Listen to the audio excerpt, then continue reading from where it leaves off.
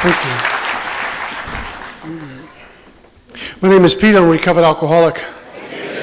Grateful to be alive and sober and part of a sacred place called Alcoholics Anonymous.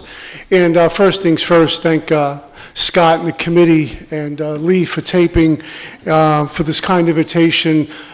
Scott, you're a class act, and I thank you so much for being, Steve, a part of my life.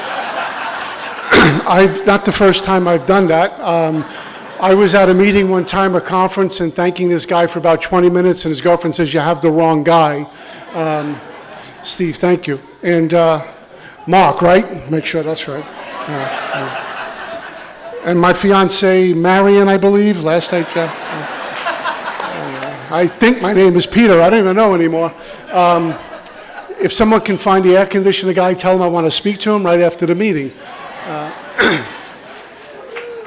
Grateful to be alive and sober and part of a sacred place called Alcoholics Anonymous. June 23rd, 1988 was my separation from alcohol, and I'm very grateful for this gift of sobriety. I'm very grateful to be part of this sacred place called Alcoholics Anonymous.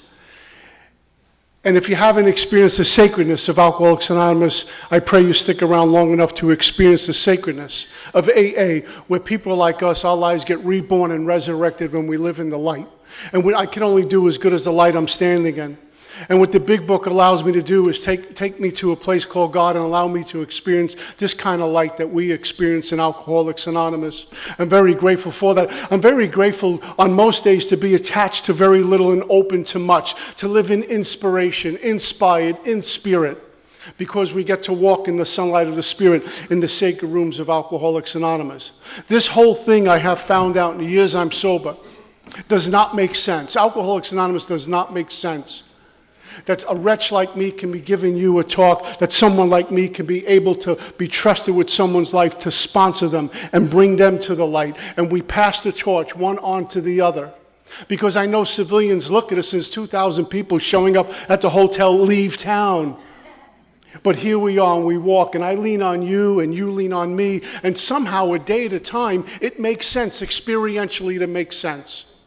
When I got to Alcoholics Anonymous, I would hear some members talking about this power called God, how God was doing for them what they couldn't do for themselves, how a day at a time they were staying away from a drink and non-conference approved dry goods to the obsession to use was lifted, and they were standing in the light. And I said, that doesn't make sense. All I know is how to drink. And even when you put down the drink, how do you do life? But you showed me. So I'm so grateful for that. June 23rd, 1988, my separation from alcohol, and I say I was separated because that's what God did for me. I tried quitting many times, got drunk an hour later. I tried stopping many times, I get drunk an hour later. I made firm resolutions and still got drunk. But something happened to me on June 23rd, 1988. Now what I've learned is I can't see God coming the same way I can't see the drink coming. I haven't thought about a drink in a long time, but the drink is always obsessed with me and always thinking about me. And somehow I try to control and manage this drinking thing I was doing, even though I was in serious trouble. I'm living in the back of an abandoned building in the summer of '88. I'd been through 6 treatment centers. I had tried Alcoholics Anonymous, and I would come here drunk. I would stand in the back of the room and raise my hand at these closed discussion meetings and critique the speaker with a lot of ugly, earthy language. And I knew this wasn't going to work. I knew it was a cult. I had tried my religious community. I'm a Catholic. I knew that didn't work. 6 treatment centers, that didn't work. My family sent me to psychiatrists and therapists and all sorts of things. That didn't work. And here I was in June of '88. I'm living in the back of an abandoned building in Lower Manhattan, and I had been on the streets for quite some time. And in June up in New York, it gets kind of hot and sticky like this room is tonight. I hadn't bathed for I don't know how long. I don't know last time I ate. I weigh about 195 pounds now. I was a good $130 back then, running around with hepatitis C. I'm urinating blood, and I'm dying of alcoholism. And I could not stop drinking. Every time I would buy a pint of whiskey, I would curse it, and I would curse myself for being a weakling, but I had to drink. And back then, I would go into instant withdrawals. I couldn't stay off the sauce for a few days and feel it coming on. I'd stop drinking for a little while, and it was on me again. I came to in the morning of June 23rd, 1988, and something drastic happened to me. I couldn't see God coming, and my first encounter, my first touch with this power called God was a G-O-D, and it was a gift of desperation. Gift of desperation, sometimes godly things don't feel godly to us. They don't sound godly. They don't feel godly. They don't look godly, but it very much is God. Because what God had to do for me was completely prune the tree and bring me to the edge of a cliff. Kind of shake me up to wake me up. Back then, if you were a man and talked to me about things spiritual, if you talked to me about godly things, I looked at you as, because you're a man, as weak and cowardly. That God and religion and spirituality is for women and children, not for men. Men got to be John Wayne and just suck it up and man up. You don't need God. In fact, growing up, my dad and my uncles taught me one thing: the only thing you trust is the money in your pocket, no one else. But here I was, living in this abandoned building, and I came to on this particular day, and I had that moment of clarity where we, and this can happen in sobriety too, we get split wide open. It doesn't feel good, but only in the breaking open of us is where God's light can shine through. That doesn't feel godly, and that can happen to us sober, while we have double-digit sobriety and we bottom out in Alcoholics Anonymous. Because I don't know about you, but my alcoholism will go underground and resurface in other areas. The sex sprees, the food sprees, the money sprees, the fear sprees, the thinking sprees. And I emerge remorse with a firm resolution. I can't go back in that. Because if she finds out or they find out, they're going to be crushed and I'm going to be mortified. But just being present, sitting on the couch or watching TV or going for a walk is out of my realm of thinking. I can't. I need to drink, and I'll figure it out later. I had this moment of clarity, and I remember getting up off the floor because I needed to go out and hustle money to get a pint of whiskey. That's what I would do. I live in the back of this abandoned building. There was no one in there. I'd come to, go out, hustle up money, get a pint from the liquor store, and go back to the building, drink, and pass out, and do it over again. And if I was able to hustle up enough money on the street through panhandling and the various other things I would do, I would get Valium, because I used to like to eat Valium and drink whiskey. The more numb I can get, Pink Floyd, like comfortably numb, because world hurt. I had no design for living. The world hurt. I will tell you, in sobriety, the world can still hurt. We live in a world of impermanence. It's problematic. It seems unfair very often. And sometimes I feel like I'm involved in a drive-by shooting. I don't have the GPS to do life. But I need to keep spiritually fit now. But my alcoholism doesn't care about that. It'll take a relationship. It'll take my reputation at work. It'll take my job. It'll take my money. It doesn't care. That can happen to me sober, and here I was in this hallway. And I remember collapsing on the floor, and things started to change. Because when I hit the floor, I began to weep uncontrollably. We live life forward and understand it backwards. Back then, I could not understand why all the tears, uncontrollable crying, weeping on this floor in this filthy hallway, and I'm crying like a baby.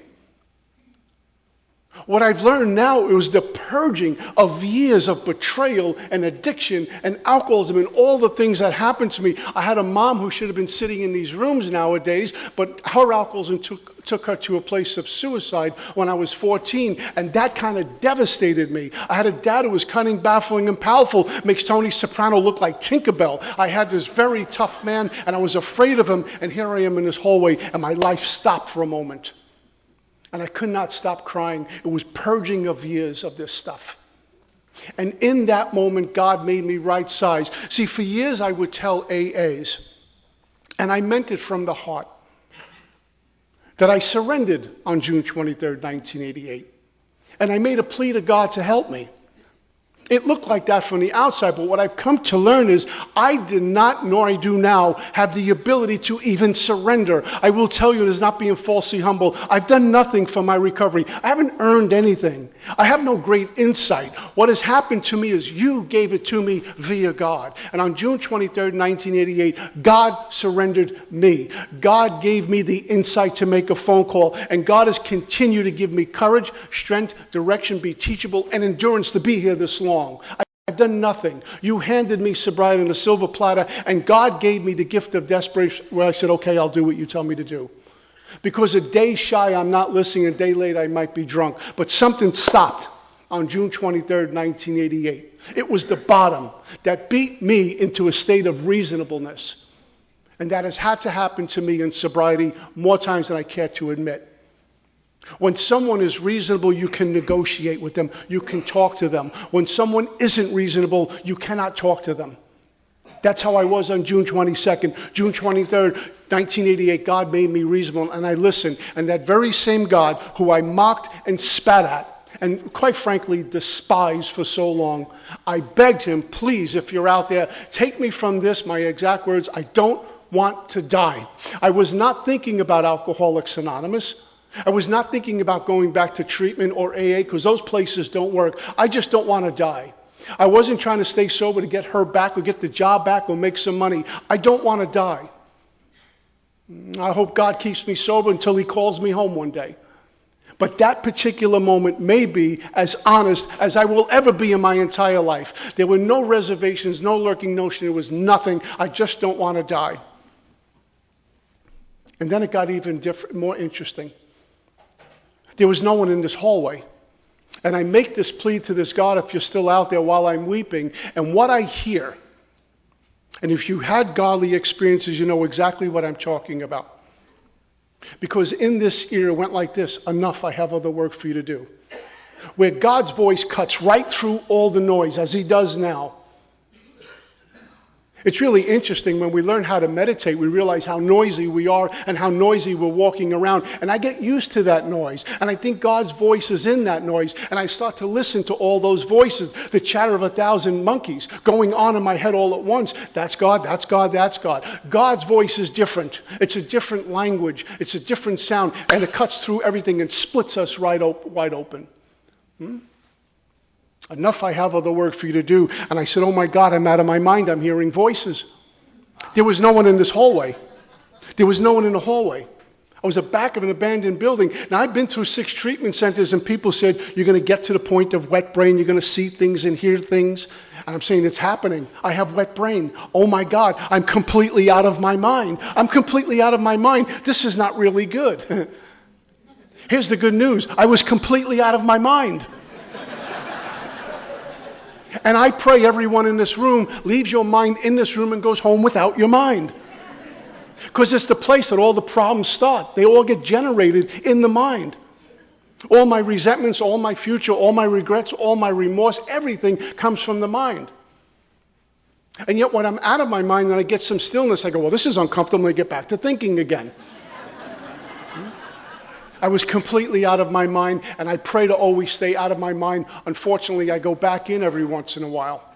It seduces me. It tricks me all the time. But God did for me what I couldn't do for myself and took me out of my mind. And I had wholeness of mind for the first time. I had some right thinking for the first time. The window opened up, and the ego got quiet for a moment. My job in Alcoholics Anonymous, among many, is to starve this ego and feed the spirit. And I usually get it backwards. And the process of the 12 steps, specifically 4 through 9, will take air out of the ego and pump up the spirit. And that's when we get in the saddle and we chop wood and carry water, and everything changes. My perceptions about everything changes. Because as long as I'm living from the soul, I know what to do, where to go, and what to say. When I'm living from the mind, I see through the mind, I hear through the mind, I speak through the mind, I be through the mind. It's always wrong. Because it's all about me all the time. Enough, I have other work for you to do. I got up off the floor and I was going to go call my dad, collect, because the only guy on the entire planet who's going to come get me in this condition was my dad. I was wearing blood-stained soiled pants. I had construction boots on. My right boot had no front. The socks were black. I was filthy. I had a turtleneck and a zip-up jacket, and I'm sweating and cold at the same time. I'm going through withdrawals, and my body's vibrating. My dad was in an area called Atlantic City. He was spending some time with his wife down there. And while he was in Atlantic City, he had a feeling in his gut, as he explained to me, had a feeling in my gut, he told me. It was the soul speaking to him. See, in AA we say God speaks through people, but I'm so self-absorbed, I think it's only people in AA. It's just people. Like when the policemen would arrest me, they were saving my life. Because left to my own devices, you have a different speaker here tonight. And he told his wife, my kid's in trouble, I need to go find Peter. She says, we haven't spoken to him for forever. I had lost contact with my entire family for a while. And my dad trekked back from Atlantic City all the way to New York. He was about a 4-hour ride driving through the streets looking for me, and God connected the dots, I was standing on a street corner, a madman, filthy, falling apart, dying of alcoholism. Guys, if I live to be 100, I'll never be as old as the day I walked into Alcoholics Anonymous. I was all but 28. I'm dying of alcoholism. But God did something. He turned the pilot light on, and I knew I'm in trouble and I need help. I still wasn't thinking about this. I just know I need help. And my dad found me. And he drove up in his car, and he was across the street from me. He got out of the car, and he just called my name. I cannot even fathom what it's like to see your firstborn. I come from an Italian-American family. I'm the first male born, The expectation's mild, Pope or President. And he drives up and gets out of the car and calls my name. And the very first thing I do, I tell him, Dad, I'm fine. I'm really okay. He walked across the street. When he got to me, I collapsed. I literally collapsed in his arms. And that particular day, our big book talks about our roots grasping new soil. That's not comfortable when that happens, when we're ripped out root and branch and placed in new soil. But that's what God did for both of us that particular day, because he and I never got along. We were always bumping heads all the time, from far back as I can remember. I resented him and he resented me. And God says, enough. And I remember my dad had his arms under mine holding me up. And I remember being acutely aware of this kind of intimacy between me and this guy. Because growing up, my dad was larger than life. He was 20 feet tall in my mind, can never do wrong. He hung out with a bunch of tough men. And I was into hippies and music and sports. I said, I'll never measure up. I resented him. I hated him. But there he was holding me up. And what he kept saying over and over and over again in this moment was, I'm not going to lose my son to this. Over and over and over again. God gave him something to reach out and save me. A day shy of that might have been different. A day later, you have a different speaker. But there we were, in the wreckage of both of us.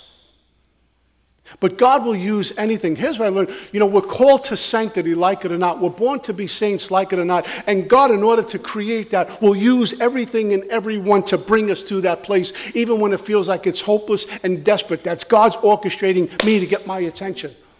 Pay attention. I'm trying to put you back in the saddle. And I kicked and screamed, but that's what God did. And I was off to my 7 treatment center.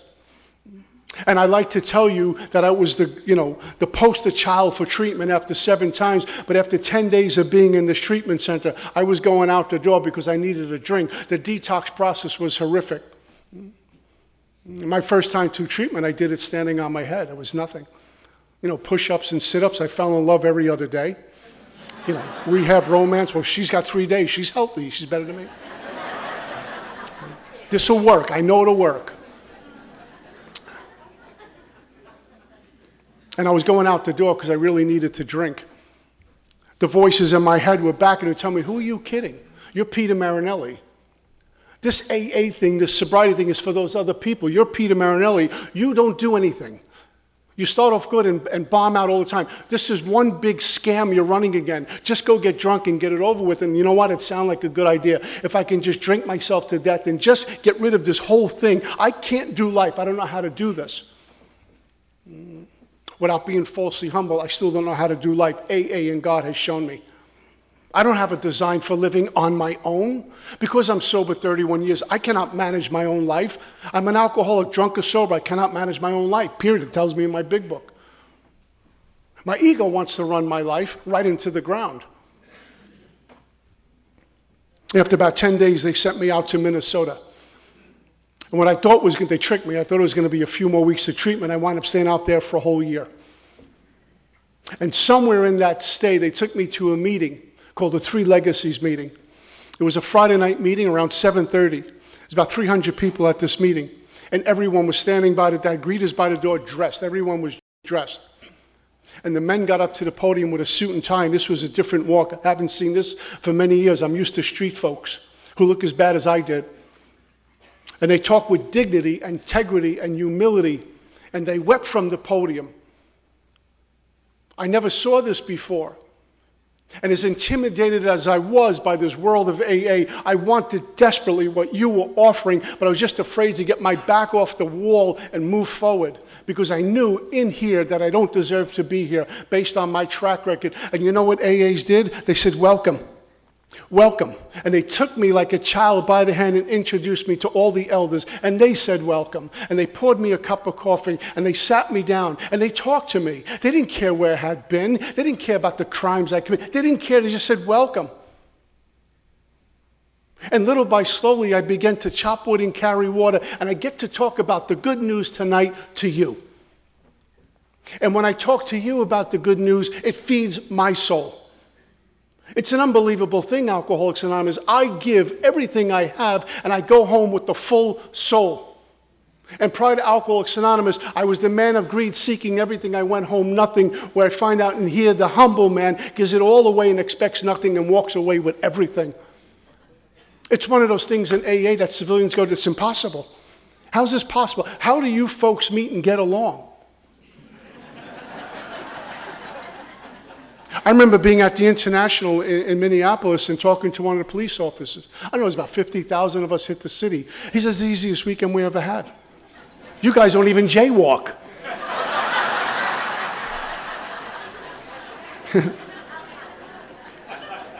I told him, go to my first home group in Bensonhurst, Brooklyn, where they change how it works into how you're doing. You'll see some guys doing some funky things there. My life is changed so dramatically. And so because of Alcoholics Anonymous. And Alcoholics Anonymous alone, and my big book alone, and the service I get to do alone, and this fellowship, which is a band at an open wound alone, doesn't work alone. But put all those things together, and they take me to this power called God, which works. God could and would if he was sought, so I seek. I have a sponsor. His name is Mickey Mussett from Denver, Colorado. In 2011, Mickey became my sponsor. My prior sponsor passed away, Mark H. from Texas. And my life took on, again, a new meaning. And because of Mickey, I learned a different way of looking at our steps in the big book and got back to my religious community, and I couldn't believe how dark I had been prior to doing that. I could only do as good as the light I'm doing in. And because of his lessons, I've been able on most days to stand in this AA light. I'm blessed beyond what I probably deserve as being a member of Alcoholics Anonymous. To tell you in a general way what I was like, what happened, what I'm like now. I will tell you in the front end, if what I'm like now looked like what I was like, then possibly nothing has happened. It's a consideration. I grew up in Brooklyn, New York, and as you can tell by the way I speak a little funny. My mom was alcoholic, and my dad was a gangster. As I said earlier, I was into hippies and music. I was actually a very gifted musician growing up. And my mom wanted to send me to this place called Juilliard, and my dad didn't want to do it. My dad thought I should go get a job. I was 5.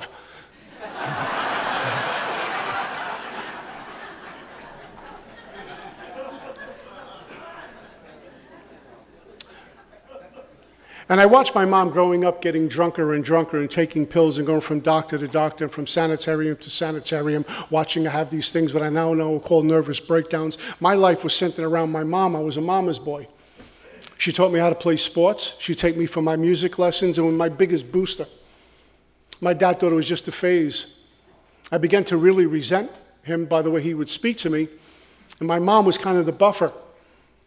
And my mom would teach me how to pray and took me to my religious instructions and take me to my religious service and tell me how much God loves me. And I'm watching her get sicker and sicker. There's something not right about this. And in January of 1974, I woke up to terror, hearing my dad on a 911 call crying, screaming that his wife was dead. Never saw my dad cry, heard him cry, but he was at that moment. And everything changed. I remember lying in my lower bunk, literally frozen in fear. I couldn't move. And there was another thought that came, that God is a liar.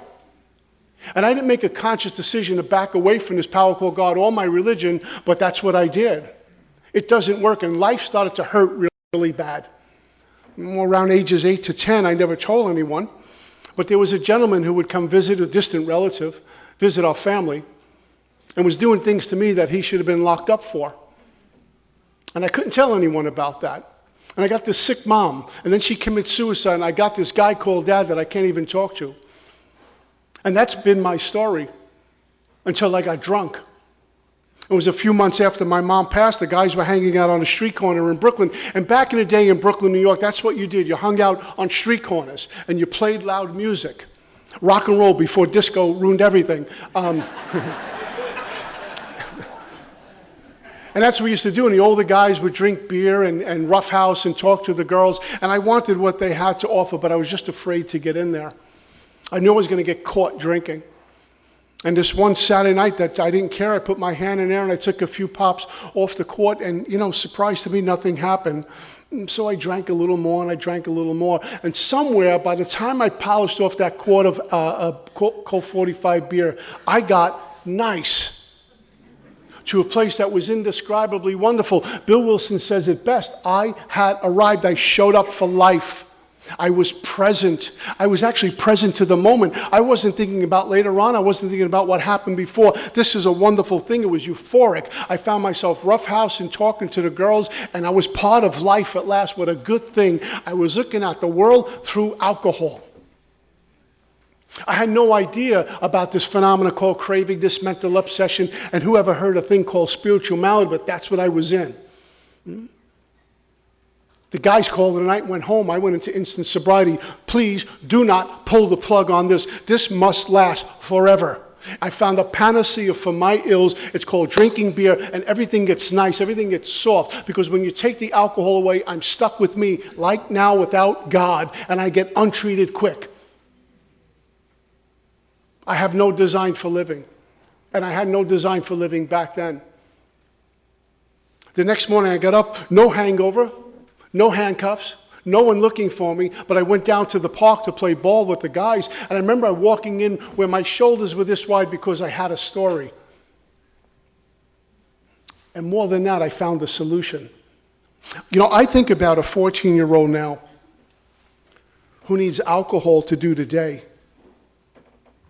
There's something radically wrong with seeing a 14-year-old who might need alcohol to do a day. How bad could it possibly be? And I would look at the external conditions. Well, mom committed suicide. I don't get along with dad.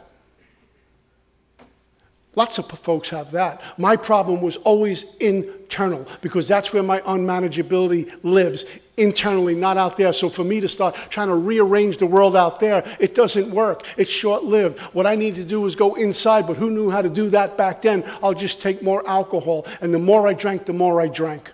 The craving for me was always intensified, never satisfied. And the following Saturday rolled around, I got drunk again, and got drunk again, and got drunk again. And I start to experience consequences because of this drinking. I have two younger brothers who looked up to me, and they weren't looking up to me anymore because I'd come home drunk and nasty. And they would tell my dad about it. My dad would read me the riot act the next day about what I'm doing with my life. But you know how we are. I don't listen. He can bark all he wants. I have something that works better than you, better than her, better than the neighborhood. It's called drinking, and I need to get back to drinking. It's an awful feeling in here knowing I need a bottle of whiskey just to go out the door. They don't have the courage, strength, and direction to do life, and I would see people getting on with their life and saying, what do they have that I don't? And that can happen to me sober. I'll share a quick story with you. About 3 months ago, some folks in the business that I'm in invited me to see their facility. So I went. I was reluctant about going, but I went anyway. And I walked in, and their staff greeted me at the door, and they were basically throwing roses at my feet, telling me, you saved my life. I listened to your CDs. You have no idea what you've done for me. Thank you for coming. Most folks would say, hey, this is pretty good. The owner came out from his office. He's come back into my office. He introduced me to his wife. And he says, you saved our marriage. We listened to you speak. We listened to your CDs. You saved our marriage. I can't thank you enough. And all I can see was his Ferragamo shoes, his Rolex watch, and Canali jacket. All I can see was the wedding ring she was wearing as the size of this podium. And I'm sitting in this chair and I'm slumped.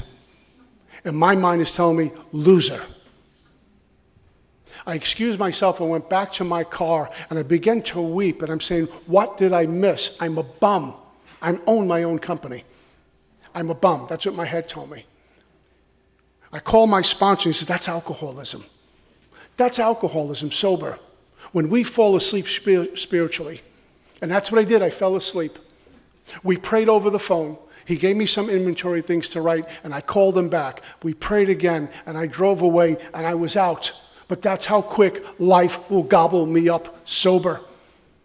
Back then at 14 and 15 and 18 and 20, I didn't have that.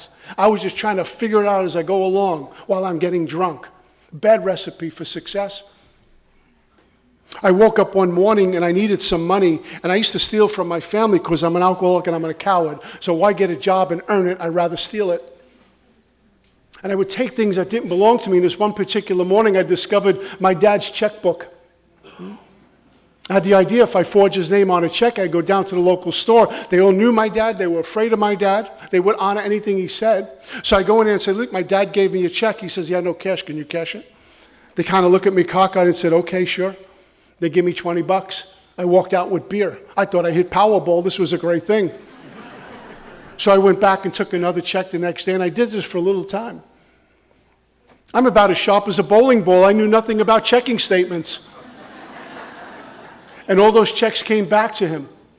And he came looking for me. I remember calling my house one day, and my brother says, the old man's looking for, what'd you do now? And I was like, well, what's his problem? He has plenty anyway. My alcoholism will not allow me to see truth. It doesn't give me compassion or empathy for other people. It's just take and figure it out later. That can happen sober as a sober member of Alcoholics Anonymous. I come to meetings still. I go through the steps still. I have a sponsor still. I pray to God still because I have alcoholism, not alcoholism. And if I was, God forbid, to leave this place, alcoholism is waiting for me somewhere in some bar looking to devour me once again. I was sitting in a car in Lower Manhattan, and I had met this young lady the night before, so I was in love. And I didn't know my dad's on the prowl looking for me because his son stole from him. And I thought I was something back then, like a real player. And I remember sitting in a car in Lower Manhattan, and I got the windows rolled down all the way. The music's up loud. And in the way we used to drive in New York, you kind of got to lean way over. And you got your Walmart pinky ring going on, you know. And my shirt's open like down to here. And I'm thinking I'm some sort of player. And I'm looking at how you realize who you're with. And my dad drove up. And so I ran away. And when he found me, the very first thing I did was I blamed her. And then I blamed the guys in the neighborhood. And then I pulled out the trump card. Mom died. I'm all mixed up. I'm a nice kid who's been overserved. I'm mixed up. My dad said, that's great. You're going to a place called a treatment center. I didn't know what this was. And we drove up to this hospital in Amityville, Long Island. I realized that's where we had dropped my mom off about 20 times. What an awakening, but not enough for me to pay attention. And what I did was 28 days in rehab. I did push-ups and sit-ups. I fell in love. I participated in groups. And I needed a drink on discharge more than on midday. I'm not alcoholic. These people are very sick. And they're talking about my feelings and my issues. And they show me these graphs about alcoholism. This doesn't apply. I had not conceded to my innermost self that I was alcoholic. So why listen? You know what I found out in Alcoholics Anonymous? If I have a first step problem, the rest of the steps mean nothing. If I have a first step problem, why pray to God? If I have a first step problem, I don't believe I'm alcoholic, why come to a meeting? But it's only in desperation where I become teachable, I start to move and chop wood and carry water and begin to pay attention. But I wasn't there then. And I got out after 28 days and went right back to the same vicious cycle. I'll share this with you. I've been in 7 treatment centers. In my first 6 treatment centers, I managed a total of 2 days sobriety on my own power. That's what I do. And after my 5th treatment center, They held me up for 9 weeks, and back in the day, it was a 28-day thing. They put you in treatment for 28 days, and the insurance company would say, you're cured, you got to go. But they held on to me for 9 weeks, and I'm sitting in this treatment center for 9 weeks, and guys, after 9 weeks, I look relatively human and healthy. I put on weight, I was sleeping, I was able to hold my food, participate in group. I looked somewhat healthy after 9 weeks of being in treatment. And I remember telling the counselors there, I think I'm good to go. I'm not even thinking about drinking. I know what I need to do. I know what I need to do, which is the wrong thing to say. The best thing a drunk could tell me is, I don't know what to do. Good, now we're teachable. I know what I need to do. I was discharged on a Saturday, and I met my alcoholism. And I think for me, one of the things I have to experience is this gift of desperation, and I need to be face to face with my own demons called alcoholism. And I've heard stories after stories and stories. There's a moment of clarity where we get to face our own disease, eyeball to eyeball, if you will. That doesn't mean I'm going to stop. I got discharged from this treatment center after 9 weeks. I had no post-acute withdrawal. My body did not need alcohol or any non-conference approved dry good. My body was as sober as ever going to be for the rest of my life. 9 weeks in treatment, I'm pretty healthy. As soon as I hit the threshold and hit the street, immediately the head woke up. Immediately the anxiety came back. And Saturday and Sunday, I couldn't pay attention, I couldn't eat, I couldn't sleep, I was restless, irritable, and discontented, and this head was telling me, just get a drink, just one drink. I promise you, just one drink. Just a taste, just a bump, just a toke, just a pill, have half a pill, just something. Just take the edges off. After all, you just did 9 weeks in treatment. You need a little something. And I held on Saturday and I held on Sunday. And Monday morning, I drove about an hour to South Brooklyn from where I was living. No one would see me there. And I got there early in the morning to go to the liquor store. A liquor store I would frequent often. And he wasn't open yet. And I get out of the car, and I remember this like it happened yesterday. I'm a nervous wreck. And I feel like I'm going through withdrawal, but my body's fine. But the main problem for me centers in the mind rather than the body. My mind says, you need a drink, to the point where I felt like I was getting sick. And I'm pacing outside the liquor store, back and forth. When is he going to get here? And I'm sweating again. My heart's racing. My belly's upset. He finally showed up. I ran in there. I bought a pint of whiskey. I ran back out, and I slugged the pint of whiskey down as fast as it can go down. And somewhere in there, everything got good again. I felt in control. I felt powerful again. My belly settled down. The sweating stopped. I was back in my skin. But I'm alcoholic, so I couldn't drive away. I had to go back into the liquor store and buy a second pint. I'm alcoholic. I have one. I must have the second, and number 3 and 4 screams louder than the first two. So I bought the second pint of whiskey, and now I'm drunk by the time I finish it. And I go into the projects, and I start hustling up money because now I want to buy pills, so I buy pills. When the big book says, thus started one more journey to the silent for Jim, thus started one more journey to hell for me, I did not see that coming while I was sober in treatment. I couldn't see that coming. But my alcoholism obsesses over me and wants another one, and waited 9 weeks and got me. And when they say trapdoors have trapdoors, I'm here to tell you how true that is. My dad got me this little apartment in Brooklyn. The idea was that I was going to kind of get my life together. I had been a longshoreman for a long time. It was a real powerful union. Secure job. A job you cannot get fired from. One of the most powerful unions in the country. You cannot get fired from this job. You can never get fired from this job. I got fired from that job. For all the stuff I was doing. My dad got me this apartment. He furnished it for me. He said, if you do the right thing, I'll see what I can do about getting you employed again. He was a big deal with the union. But you need to prove yourself. And when he drove away, I waited a little while and carried out the TV to hustle on the street. And they weren't the little thin flat screens. They were the old-fashioned TVs. And I'm wobbling through the streets, you know. And I sold the shoes that were in shoe boxes and the clothes that were in garment bags that he bought me. And I sold everything out of the place. And I brought the Bowery into this little apartment. And I stopped paying rent, and it turned into a pigsty. I don't say this for shock value. It's where my alcoholism takes me. I lived in a bed where the mattress was bloodstained and soiled. I stopped bathing. There was garbage all over and laundry all over the floor. I really didn't care. My job is to get whiskey. And get enough whiskey and hustle up more money to get pills and get more whiskey and get more pills and get more whiskey and get more pills. That's all I cared about. And I would go to any lengths to do that. Very often newcomers, you ask them, are you willing to go to any lengths to get recovered from alcoholism? And there's a silence, which means no. And I tell them, didn't you go to any lengths to get drunk? Yeah, so it's not that you don't have the ability to go to any lengths, you just don't want to. And then they never call me again. But I would do anything for the price of a drink. And I got bounced out of this apartment. I started to live on the streets, and I spent a day and a half in my 6th treatment center. And I walked out the door. I can't even fathom going to AA or paying attention to another group. It was on, and it owned me. King Alcohol was my master. It determined every move I made. Being sober a little while, alcoholism can still be my master. I can die from alcoholism would never putting a drink in me. I can die from alcoholism without ever putting a drink in my body. It's called untreated alcoholism. And that kind of thinking, that kind of outlook on life, that kind of fear-driven life is still waiting for me.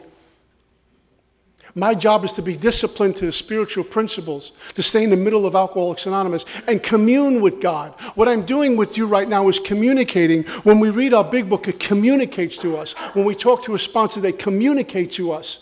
Communing is a little bit more intimate. Having an intimate relationship with God, practicing fidelity to God. Wherever I go, there He is. I need to see God in everything. Or I can sleepwalk through Alcoholics Anonymous, where I see nothing because I'm blind. I can daydream in Alcoholics Anonymous, or I can fantasize all day and live in delusion, or I can be in the light, awake, and come from the soul and see love. In order to get that, I need to chop wood and carry water and do some work here. And I submit and I surrender to this power every day on awakening and throughout the day.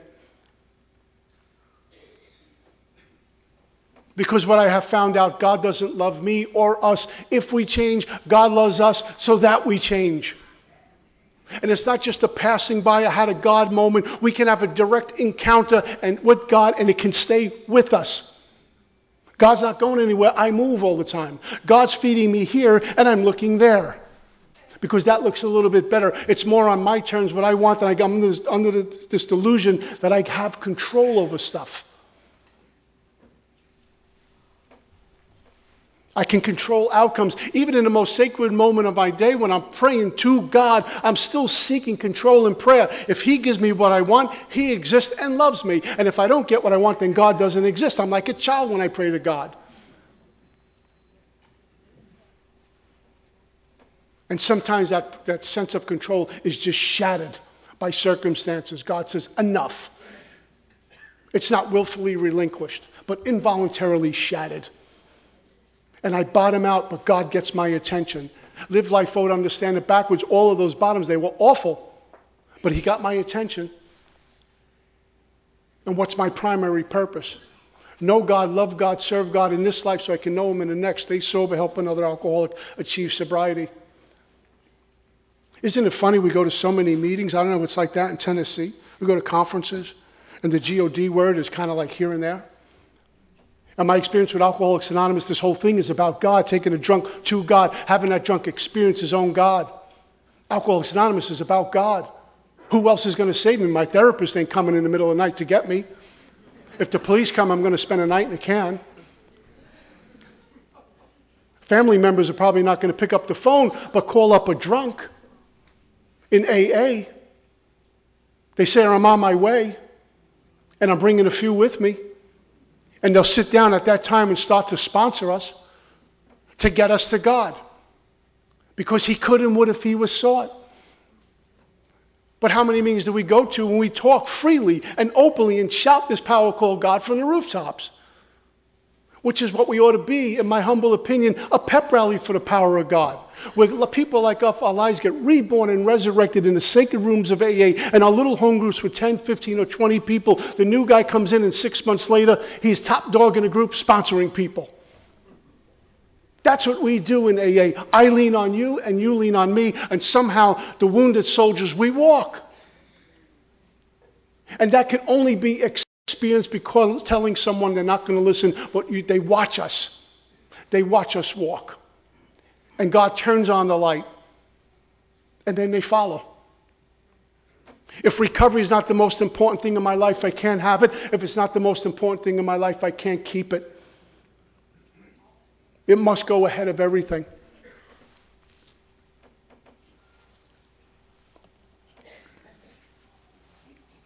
June 23rd, 1988 showed up. I'm homeless. I'm a bum on the street. Literally. I can't believe that was my life. I was one of those homeless people you see on the street. I come from a nice family. They tried to instill good values in me, good morals.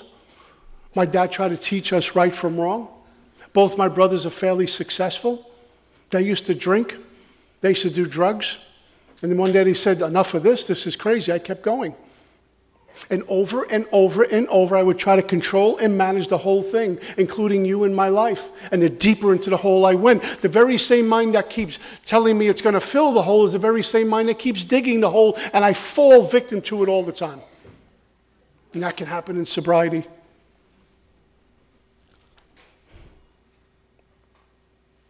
But God doesn't care about the sin.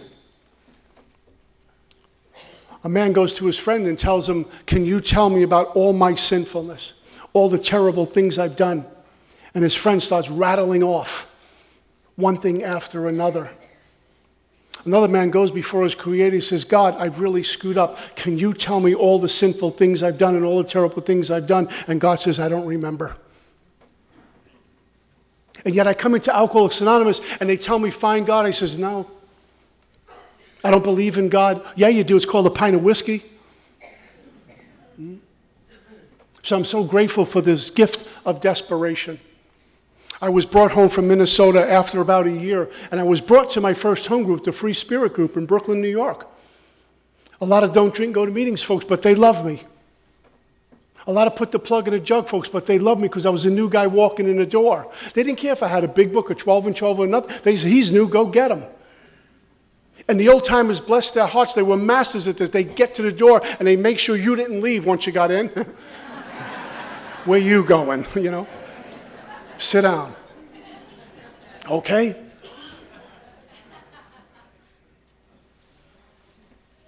I got my first sponsor in that group. He sounded like the men in Minnesota talked about God, the 12 steps, our big book, service, the spirit of service. I think it comes of age as the basic service we provide in AA is one alcoholic work with another. But I need to go through the steps first because I got to transmit something, not a mess. And he took me through the steps in the big book, Alcoholics Anonymous, making meetings, and taught me about service. And little by slowly, I remember waking up one day and realizing how much my life has changed, and I was still unemployed. I was living on my brother's couch, waiting to get my job back. And my kid brother was taking care of me, his older brother. Because all he cared about was his older brother was sober and going to this place called AA. And I can talk to my brother now. And he's not going to steal anything from him anymore. He's got something going on. And I got my job back. And I started to save a little money. And I remember getting my first sober apartment in Alcoholics Anonymous. And I walked into this apartment. My very first night there was bare. It was the shell. There was no phone. There were no drapes. No nothing. No TV. No food in a refrigerator. Someone in AA, elder in AA, a woman came up. She says, honey, I heard you got your first apartment. Congratulations. Do you have furniture? I says, no. She went to her trunk and gave me a sleeping bag. I almost strangled myself getting in because I never saw one before. And that night, I had AA bumper stickers on the door, you know, first things first and things like that. I'm a Catholic, I had a crucifix above the door. I had my big book and my Bible, and I crawled into that sleeping bag, and I put my head back, and I was sleeping at the Ritz-Carlton. It was paradise. No one was looking for me. I had a sponsor, I had a home group. I had a job. I'm sober. I'm above ground, sucking air and sober. Who's got it better than me? This is wonderful. This is my place. It's clean. I'm clean. Another woman in AA says, honey, I heard you got your first apartment. Congratulations. Come with me. She opened up her trunk and she gave me an old black and white TV. And the elders in AA cared for me because I was important to them.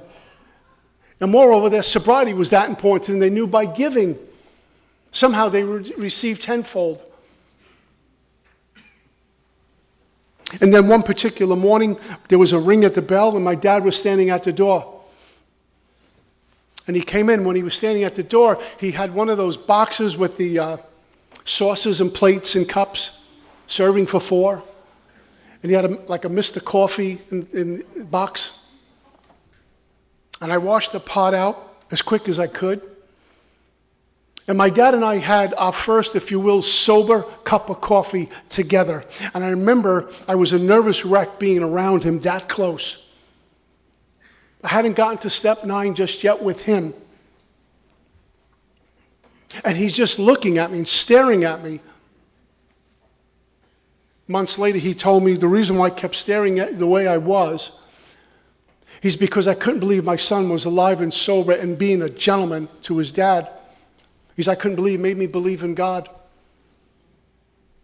I was able to live there for a while. I remember one time I was going to a meeting. I went to a morning meeting. I was going to a night meeting at a St. Mary's Church, 7:30 Sunday night in Brooklyn. And it was a cold, rainy, ugly night. And I'm standing on a corner waiting for the bus.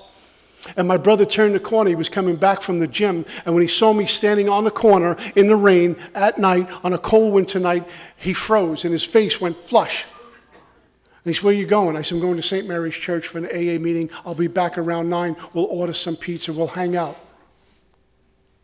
And he went back to the apartment. When I walked into the apartment around 9 o'clock with a box of pizza, I can see the relief, because even though I was going through the steps, a member of AA, he still more than smarted from my injustice to them.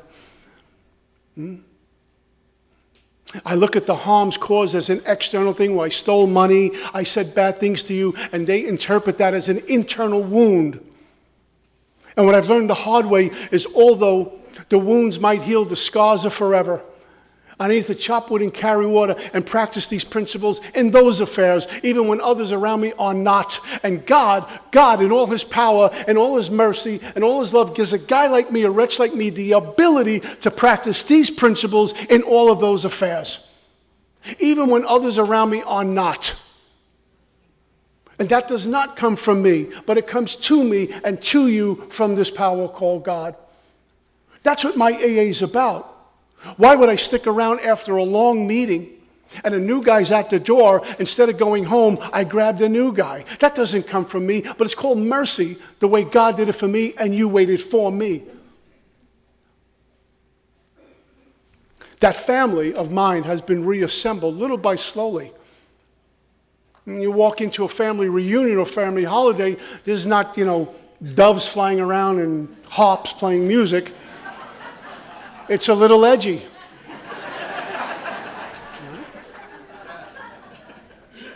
But like we do in here, we walk.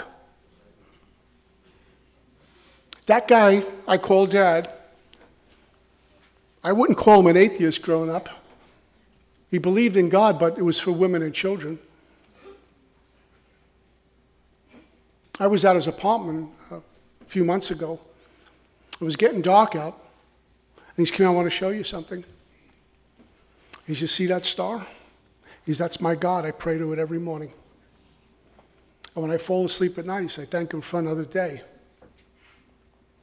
That's Alcoholics Anonymous, because I speak freely about God to my dad and my family. I talk about the miracles I get to see and hear, because God is contagious. This guy wouldn't give me the right time of day. Dad, I love you. I love you too.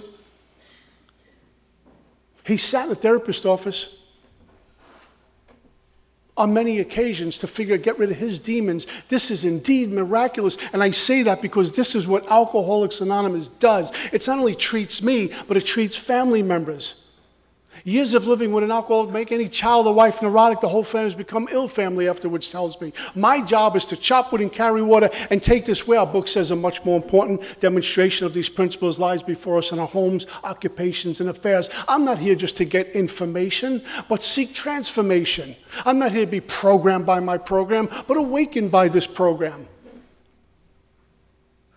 And seek this God with the desperation of drowning man, regardless how nice things are on the outside.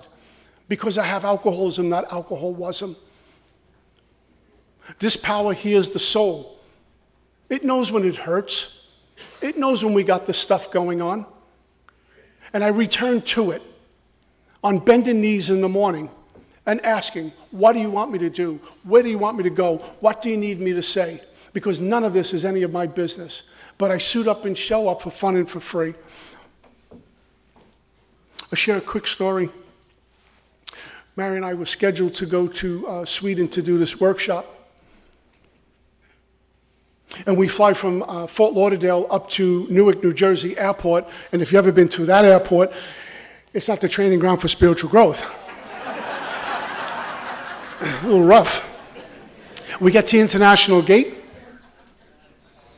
The plane's not there. We're at the wrong gate. The air conditioner's not working. The word of the day is rude. And I'm thinking to myself, my mind starts to talk. Why are you going to Sweden for? What are you, like Mr. AA now? You know, tell your friends at home group, I've been to Sweden. I must be a special AA. I'm famous in an anonymous program. Look at me.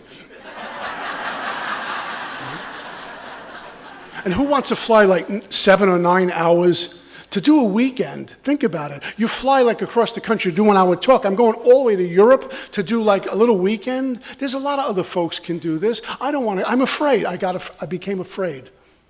And I was looking at all the empty, all the negative stuff. I happened to glance over at Mary, and she's white as a ghost. She's never left the States. She says, honey, I'm afraid I don't want to go. It's me either. So we're thinking of ways to text or call Sweden and bail out on this whole thing. That's what happens when I fall asleep. Marion says, let's pray. So we grab hands in the middle of Newark Airport. We begin to pray. I wasn't winning a popularity contest.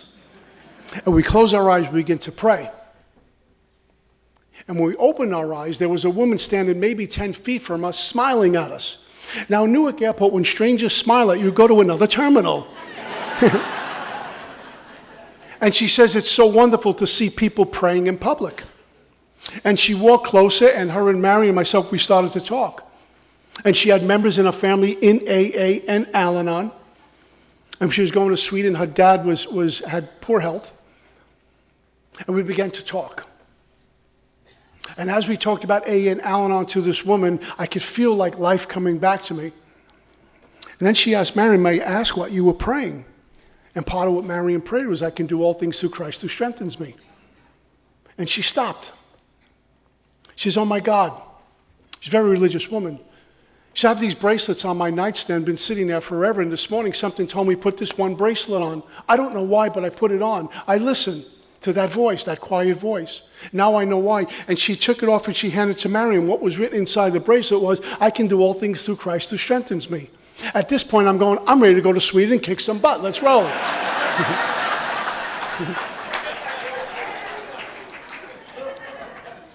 But that's God. He will send in the messengers.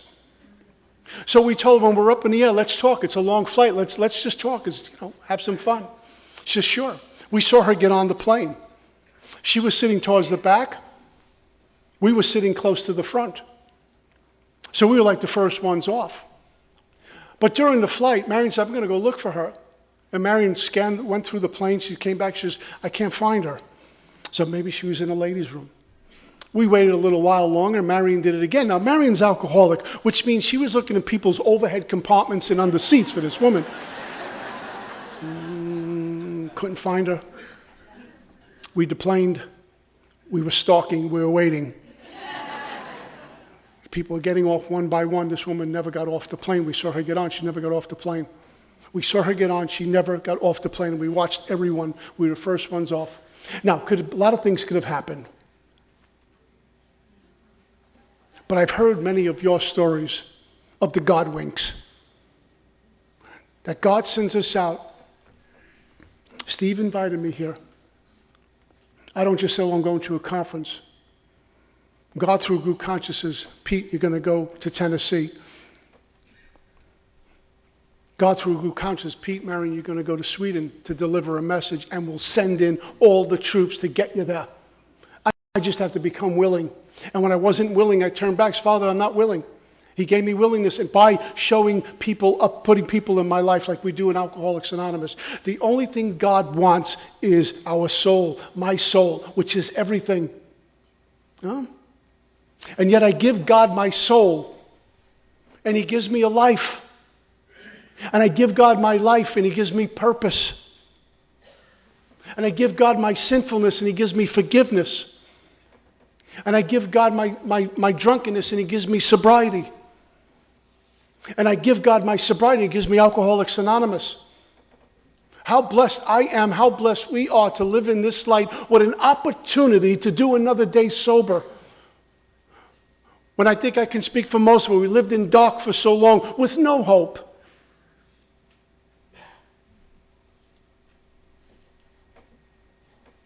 But have this faith that we don't need understanding, and I need to understand, but I have faith that it'll get better. A charitable heart that gets me away from being self-absorbed. And hope for this God to continue to do this job, that I don't have to rearrange life anymore.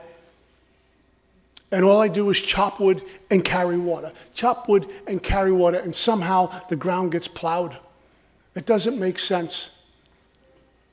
I've been way overpaid in the sacred rooms of Alcoholics Anonymous. So Sam Shoemaker says, I do my best to stand by the door and look for the new one or the old timer who might be hurting. Because this thing that we have in getting better, as a buddy of mine says, it isn't linear, it's transformational, and there might be a cat at the door with 30 years who's unraveling. But I stand by the door and I watch, and I say hello. Because I never know how much that guy might be feeding me too. You got a room full of broken toys, a room full of wounded shoulders, and yet here we are. Here we are, and we walk. And for this I'm forever grateful. I hope to always stay teachable. And God gives me the endurance to pass this message on for fun and for free with the same love that you continue to give it to me a day at a time. That's all I got. Peace.